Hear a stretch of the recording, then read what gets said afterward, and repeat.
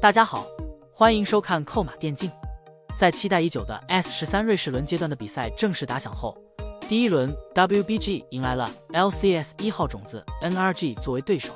而最终这场实力差距悬殊的比赛也是不出意外以 WBG 轻取开门红告终。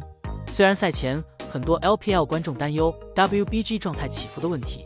但是从这场比赛来看，今年 S 赛他们的打法非常稳健，全场比赛几乎都没有出现失误，给对手太多机会。在第一轮结束之后，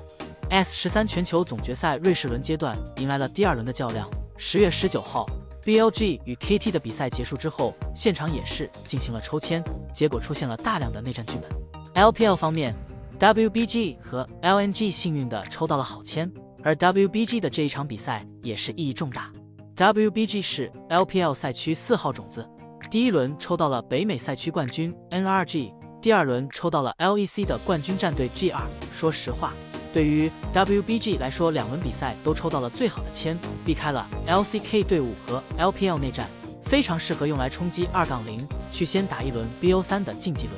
一般来说，在瑞士轮的规则中，如果你一开始能连续抽到好签的话，那么大概率从第3轮开始，后面的签会越来越差。从这个点来说， WBG 打 G2 都是必须要力争拿下的。而从另外一个角度来说， WBG 打 G2 还是一场选手的复仇之战，具体指的就是 WBG 中单小虎和替补打野 Karsa， 时隔5年再次迎战老对手 G2。 在5年前， RNG 曾经创造了最不可思议的一场8强赛爆冷之战，2-3不敌 G2 被淘汰出局。那一天刚好就是10月20日，而瑞士轮的第二轮的日期也是10月20日。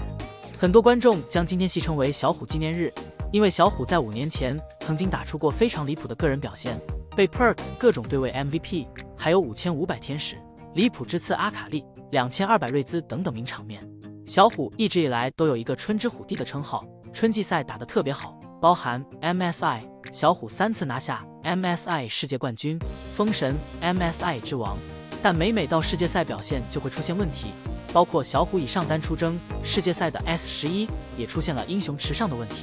小虎前几次的世界赛表现都堪称灾难级，首先因为团队打法受限，其次就是他自己心态也有巨大的问题，不敢操作，打法过于求稳，甚至可以用怂来形容，这是让很多选手诟病的点。而通过转战上单，小虎算是改善了自己心态上的问题。 S11、S12 连续2年参加世界赛，虽然表现也没有那么亮眼，但至少不会像头2次参加世界赛表现那么离谱了。本次世界赛开始之前，小虎也在疯狂地练习各种他不擅长的中单，比如永恩、塞拉斯、阿卡丽等等，因为这些中单可能会成为世界赛版本强势。如果小虎英雄池受限，那么他很难证明自己，只有通过突破自己，小虎才能改变人们对于秋之小老虎的看法。最后简单分析一下 WBG 与 G2 的这一轮对决，个人认为 WBG 需要重点提防的是 G2 祭出的一些奇怪但有效的套路，这依然是一场遭遇战的比赛，很难预测比赛进程，要小心对手在初期设计的套路。为了能更好地赢下这一场，建议 WBG 能主动出击，设计自己的战术套路，打对手一个措手不及，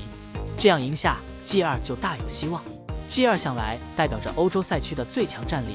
他们的特点是运营能力丝毫不逊色于韩国队，但是打架能力偏差。WBG 战队在 LPL 赛区算是比较擅长打乱战的一支队伍，他们非常喜欢快速策动野辅联动，通过3路游走，并且以非常强势的先手开团的方式寻求与对方打架。从第一轮 WBG 的表现来看，如果小虎和 The Shy 的状态如果能够维持下去，这届 S13 世界赛 WBG 确实大有可为。毕竟 Light 和微微从这场比赛来看同样手感滚烫，加上 Dini 教练的执教和 BP， 从上限来看 WBG 有着争冠的实力。5年前 The Shy 在韩国举办的世界赛登上顶峰，捧起召唤师杯。5年后再次来到韩国举办的 S 赛，期待 The Shy 和 WBG 能够有一个好的结局，在这届 S 赛不留遗憾。个人认为 WBG 保持自己的这个特点，赢下 G2 最重要的是自己不要出问题，不要像打 LPL 一样神一场鬼一场，正常发挥打出自己的东西，赢比赛的概率就是比较大的。也希望小虎能够完成自己的复仇。好了，以上就是本期的全部内容，